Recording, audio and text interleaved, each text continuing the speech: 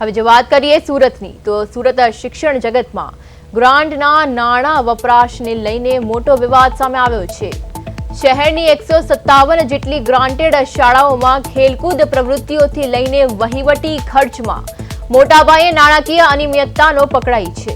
શિક્ષણ વિભાગ દ્વારા વર્ષ 2005 થી 2023 સુધીના હિસાબોનું ઓડિટ કરવામાં આવતા અંદાજે ₹9.79 કરોડની ગેરરીતિનો પર્દાફાશ થયો છે।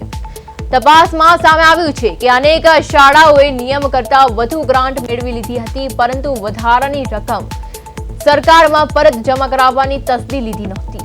સુરત જિલ્લા શિક્ષણ અધિકારી દ્વારા આ મામલે તપાસ તેજ કરવામાં આવી છે અને જવાબદાર શાળાઓને કડક સૂચના આપવામાં આવી છે।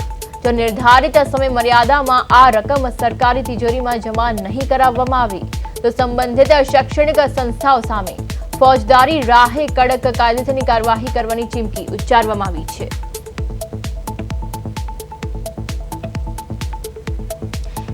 આ સાથે આપણા સંવાદદાતા અરવિંદ રાઠોડ જોડાઈ ગયા છે। જી અરવિંદ, સુરતની 157 શાળાઓમાં ગ્રાન્ટનો મોટો ખેલ આવ્યો છે સામે, શું છે સમગ્ર વિગત? પ્રિયા, બિલકુલ સુરતમાં જે રીતે 157 જેટલી જે શાળાઓ છે તેમાં જે કરોડોનો ગ્રાન્ટનો ખેલ છે તે સામે આવ્યો છે। એટલે કે ખેલકૂદથી લઈને વહીવટી ખર્ચમાં જે મોટે પાયે ગેરરીતિ હોવાનું પણ સામે આવ્યું છે અને ઓડિટ દરમિયાન જે 7.79 કરોડ રૂપિયાની જે હિસાબી ગેરરીતિ છે તે પકડાઈ છે।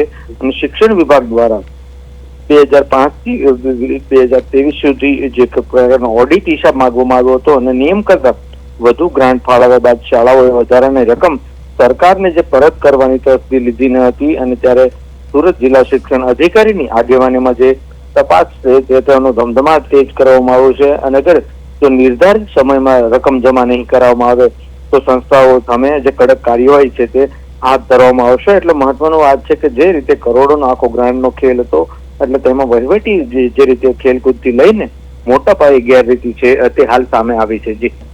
જી અરવિંદ, સમગ્ર માહિતી બદલ આપનો આભાર। તો ઓડિટમાં 9.79 શિક્ષણ વિભાગે 18 વર્ષના હિસાબો માંગ્યા છે।